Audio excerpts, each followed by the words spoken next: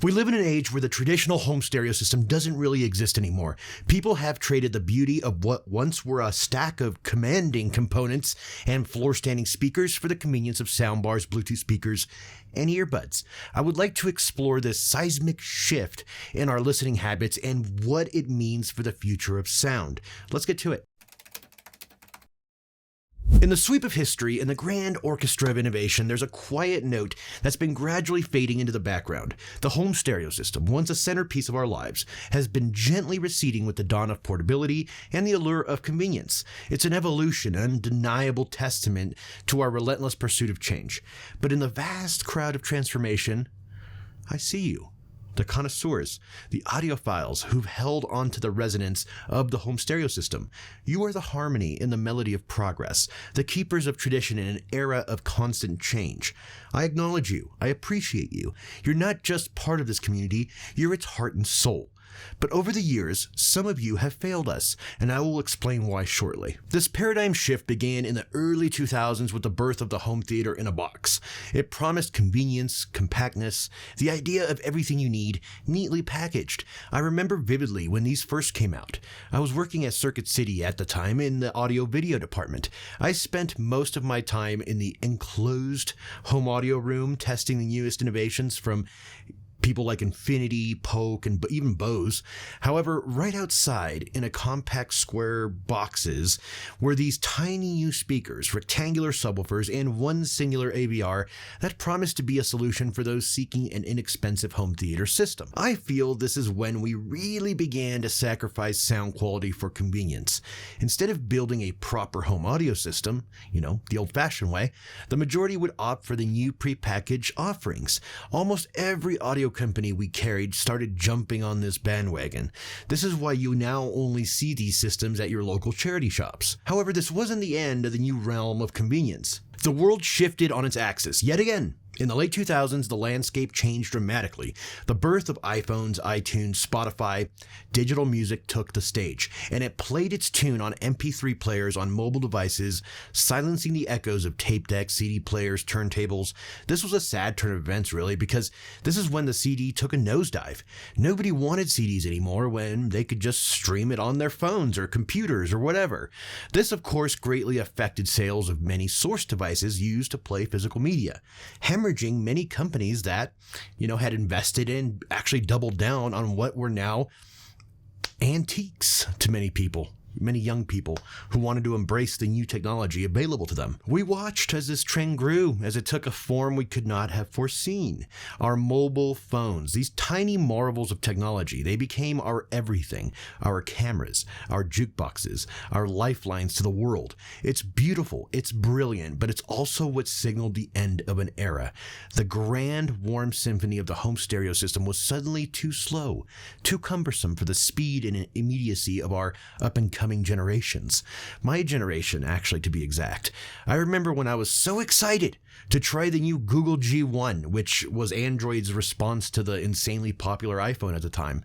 I could stream music, take photos, and what blew my mind was I could use it to navigate my way from point A to point B, something I was very excited about because I hated using MapQuest to print out directions. The tempo of our lives completely changed. The anticipation of settling in for hours, immersing ourselves in music that could transport us, evoke emotions, awaken memories, that became a forgotten art. The new rhythm was quick. It was now. It was instant. We stopped seeking the journey and focused on the destination.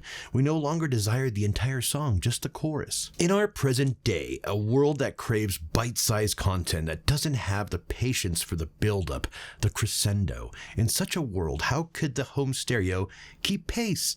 This is the story of our times. Now. The evolution of our tastes. It's a melody we composed note by note, choice by choice, and it's a melody that's still being written today. I do want to address my previous comment earlier on why some audiophiles failed us all.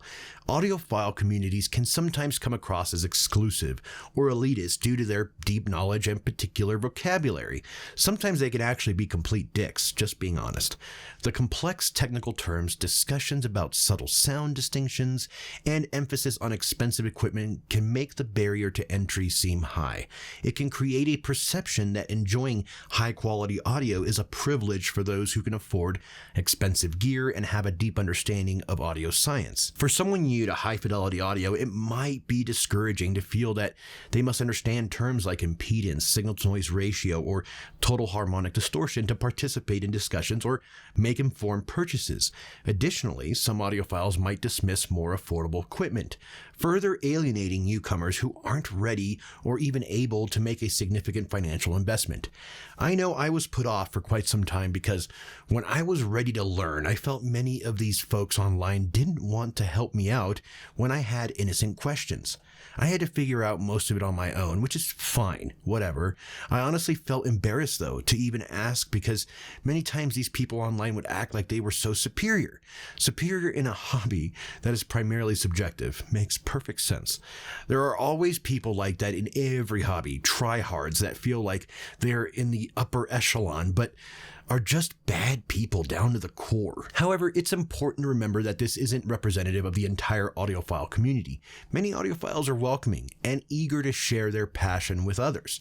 They understand that everyone must start somewhere and that everyone has different budgets and preferences. That's why I am glad I met my buddy Galush. He has taught me so much in a very digestible and patient way. Rant over, let's get back to home stereo systems. Convenience and portability took precedence over audio quality, plain and simple. The proliferation of streaming services like Spotify, Apple Music, and Tidal led to a further decline in the use of physical audio formats like CDs and vinyl.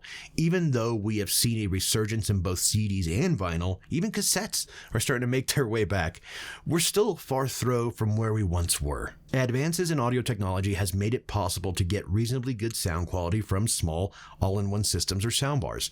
Home theater systems that combine audio and video equipment into a single package also has become quite popular, especially with the advent of smart TVs. This means the entire home audio experience can be contained within a single device, a massive change from the sprawling stereo setups we all know and love. However, this all took place at the sacrifice of audio quality. There is another world that exists beyond the confines of mass market consumerism, and introducing it to everyone is something I want to accomplish with this channel. We must focus in on one crucial element though: value. It's value that can turn the tide. When people can afford to bring home quality sound components and experience the transformative power of excellent audio, that's when we might start to see a shift. But for that to happen, we need hi-fi companies to rethink their priorities. Sure, major hi-fi shows like Expona and Munich Hi-Fi attract large crowds showcasing dazzling technology. But does that help the average guy? Say Joe Smith from Louisville, Kentucky. Joe doesn't want to take out, this is totally hypothetical. Joe doesn't want to take out a loan or max out a credit card just to experience better sound. He just wants an accessible entry point into the hi-fi world, a piece of gear that brings joy without breaking the bank. So let's reassess and realign our approach to create solutions that truly resonate with people like Joe. In the landscape of innovation, there's a crucial path we need to pave. It's about making the wonders of hi-fi audio accessible to those just embarking on this journey. We need equipment that is affordable and approachable, creating a welcoming introduction to this realm of rich sound. High cost shouldn't be a roadblock to exploration. Experiencing hi-fi should be a joyous occasion, an opportunity to revel in superior sound without the worry of prohibitive pricing. It's about more than just devices. It's about nurturing a passion, sparking curiosity, and fostering immersion. Ultimately, what I'm trying to do is to create a harmony between nostalgia and novelty. It's about combining the immersive, top-notch audio quality of traditional stereo systems with the handy, interconnected nature of today's gadgets. I'm eager to hear your thoughts on this, your viewpoints, and your ideas for solutions. Some of us who are deeply immersed in this hobby might see things differently, but there are plenty who share this perspective. I want to thank you all for joining me today. If you enjoyed the video and got something from it, please lick the like button's ankles. You enjoy having your ankles licked. Maybe we could go back to my place. Subscribe to the channel and ring the bell to get notified every time a new video is born. With all that said and done, I will see you on the next one, folks. Take care.